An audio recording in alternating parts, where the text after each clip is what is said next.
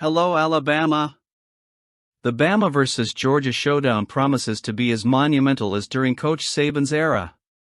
Will it be intimidating? Does Bama need to be cautious? Let's check out what the Bama guys have to say.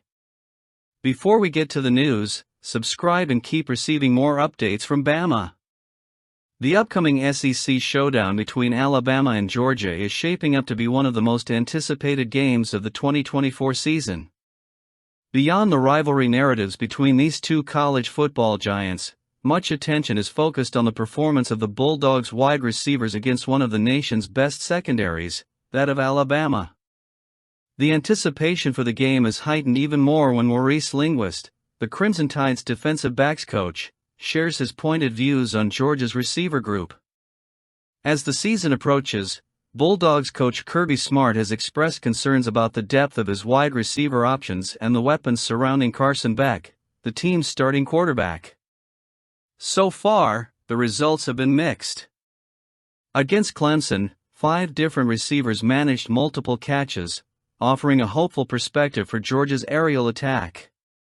However, against Kentucky, only one player managed more than 20 receiving yards, raising questions about the group's consistency. The big question now is, will Georgia's wide receiver group be a strength or a weakness as the season progresses? And more importantly, how will they fare against Alabama's secondary, which has been absolutely dominant so far? According to Maurice Linguist, the answer is clear: Georgia's wide receivers are a force to be reckoned with. For Linguist, the trio of Dominic Lovett, Arian Smith, and Dylan Bell poses a significant challenge for his defensive backs. While some might interpret his comments as standard coach speak, Linguist does not underestimate the Bulldogs receiver group and is fully aware of the threats they pose.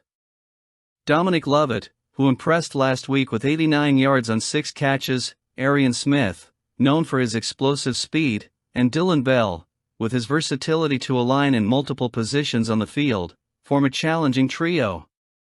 All three have already garnered at least 13 targets this season, making it hard for any defense to focus on neutralizing just one of them. When in sync, Georgia's attack has the potential to be devastating. However, Linguist is confident that his secondary can get the job done. Alabama relies on Domani Jackson and Sabin Brown as its primary options to cover Georgia's outside receivers. Both bring a level of athleticism and reach that could complicate life for Smith and Bell. Jackson, in particular, has proven to be an intimidating presence on the field, with elite coverage that frustrates many opposing quarterbacks. And there's more. Key and Sabin Malachi Moore offer the versatility needed to mark Dominic Lovett in the slot or even drop to the deep field to prevent long passes. Sab, with 4 defended passes so far, has been a key player in Alabama's defense. These numbers and the level of performance from Alabama's defensive backs suggest that Carson Beck, Georgia's quarterback, might struggle to replicate the dominant aerial performances seen in some games. If Alabama's secondary can lock down Georgia's receivers the way Kentucky did, Georgia could be in trouble. Alabama's ability to limit short pass options and force Beck to attempt riskier throws could be pivotal in the game's outcome. Moreover, this matchup marks the beginning of a new era in the SEC, with Kalen DeBoer at the helm for Alabama and Kirby Smart leading Georgia. This will be the first major duel between the two coaches, and the game will likely be decided by the performance of Georgia's wide receivers against Alabama's powerful secondary. DeBoer, known for his dynamic offensive style and the discipline he instills in his teams, will bring all his expertise to this confrontation. Meanwhile, Kirby Smart, with his legacy built on solid defense, will need to see his aerial squad find the rhythm that seems to be missing. Alabama enters this game with confidence. Defense has been one of the team's pillars, and with a secondary that allows a collective passer rating of nearly 40, a clear sign that the defensive backs are at their performance peak, the Crimson Tide is ready to take on the best that Georgia has to offer. Linguist knows that with the right preparation and an unrelenting focus on every detail, his players can neutralize what has so far been an inconsistent aerial attack from the Bulldogs. With high expectations and rivalries heating up, This showdown promises to be a tactical battle where every play counts. And, as linguists and his defensive backs know, the margin for error is minimal. What's your guess? You say it at the end of the video. Nick Saban's retirement was a real shock to the college football community, especially to fans and members of the Alabama Crimson Tide. Widely considered one of the greatest coaches in the history of the sport, Sabin abruptly ended his career after last season, catching many by surprise. Among those impacted by this decision is Alabama's offensive line coach, Chris Kapolovic, who recently shared his astonishment at Sabin's sudden announcement. Kapolovic revealed that while he was aware that some job interviews were taking place within the team, he did not expect Sabin to retire so suddenly.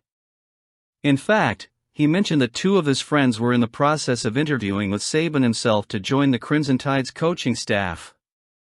A particularly curious detail is that one of these friends was being interviewed on the very day the coach announced his retirement. "I was semi-shocked when Nick Sabin retired," said Kapolovic. He explained that the interview process indicated that the legendary coach was still active in building his team for the upcoming season. However, suddenly, Sabin decided to end his journey. This revelation caught not only Kapolovic but many others off guard, as there were no clear signs that Sabin was close to retiring. Sabin's retirement was not only unexpected news for team members but also deeply shook Alabama fans, who saw the program's icon leave the field after years of historic achievements. However, Sabin's departure was accompanied by a significant decision by Alabama's administration, the hiring of Kalen DeBoer, one of the most promising coaches in the market, as his successor.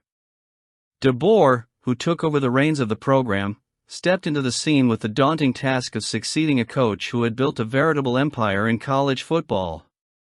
Sabin's shadow is large, and following in his footsteps could intimidate any coach. But so far, DeBoer has shown competence and determination, leading the Crimson Tide solidly through the first weeks of the 2024 season. 3 weeks in, Alabama remains undefeated, with DeBoer proving that, despite Sabin's departure, the team hasn't lost its stride. The Crimson Tide's victories under his command have been successful, with the only caveat being a performance against USF in the second week when Alabama went through some tense moments. The team was only 5 points ahead in the fourth quarter, raising concerns about the team's consistency. However, DeBoer and his players showed resilience and managed to recover. In the third week, Alabama went to Wisconsin and convincingly defeated the Badgers 42-10. This victory not only calmed the nerves after the previous match but also reinforced confidence in DeBoer's ability to lead the team in significant games. Now, Alabama is preparing for one of its biggest challenges of the season, the matchup against Georgia, which is ranked as the second-best team in the country. This duel, scheduled for the 5th week of the season, will be a real test for Kalen DeBoer and his team. The game against Georgia in Tuscaloosa promises to be one of the most anticipated events in college football this year, and many experts believe it will be a watershed moment for Alabama under new leadership. Nick Saban's retirement was a turning point for the Alabama Crimson Tide, but Kalen DeBoer seems poised to maintain the legacy of excellence that Sabin built over his career. While replacing a legend like Sabin is a monumental task, DeBoer has shown that he is capable of guiding the Crimson Tide with his own vision, without compromising the values and performance level that have defined Alabama in recent decades. The eyes of the college football world will be on Tuscaloosa, and what happens on the field could define the course of Alabama under its new coach. The Kalen DeBoer era at Alabama has arrived with infectious energy, and Jaylen Milo is the main protagonist of this new phase. Under DeBoer's leadership, the Crimson Tide's offense has transformed into something explosive, a departure from the conservatism that marked the Nick Saban era. Milo, channeling the magic that Michael Penix Jr. displayed under DeBoer at Washington, is showcasing a level of play many did not anticipate. Milo is experiencing his finest moments, delivering precise and devastating passes, putting opposing defenses on high alert. His performance so far is impressive: 590 passing yards, 8 touchdowns, and a QBR of 77.1. The numbers speak for themselves.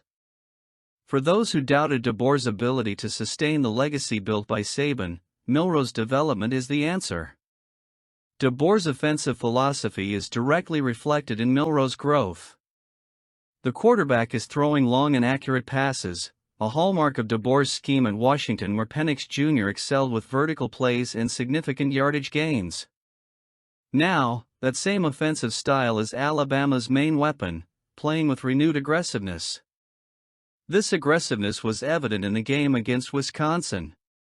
In the final minutes of the first half, with just 36 seconds on the clock and leading 14-3, most coaches would opt to let the clock run out, especially Sabin, known for his cautious approach. But DeBoer? He went on the attack. And that's where Jaylen Milo shined, connecting a spectacular 47-yard pass to wide receiver Ryan Williams, showcasing an impeccable synergy between quarterback and receiver. Under DeBoer's command, Milroe is playing with visible confidence.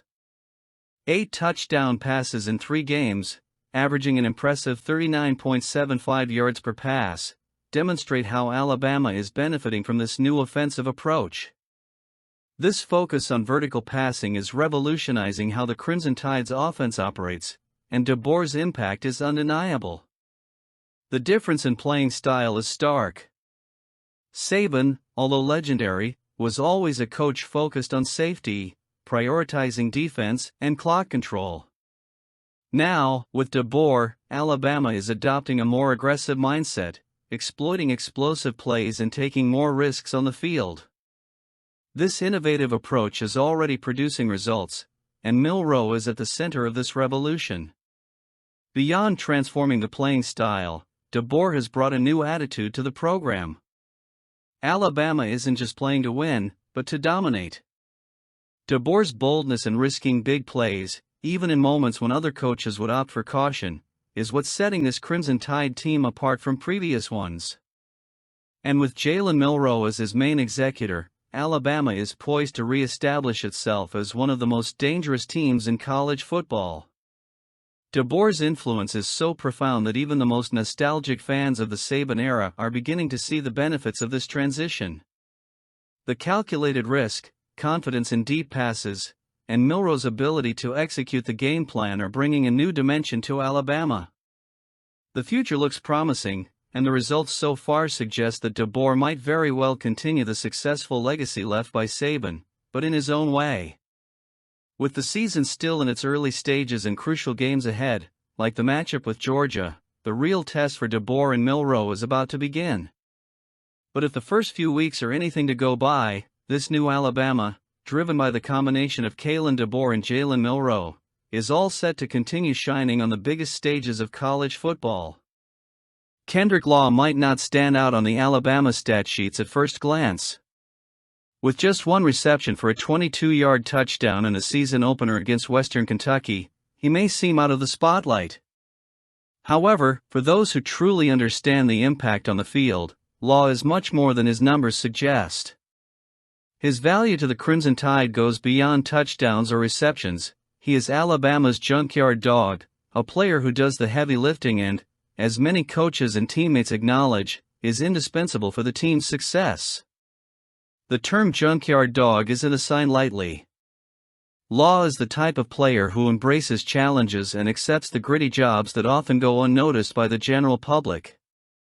One of his trademarks is the physical and effective blocks he delivers against opponents, creating openings for big plays. A prime example was his relentless block on Wisconsin safety Hunter Wohler, which freed quarterback Jaylen Milo for a 12-yard run. This play might not make the media highlights, but within the team, it was seen as a pivotal moment. This ability to impact the game without directly handling the ball is something Alabama's wide receivers coach, Jamarcus Shepard, deeply values.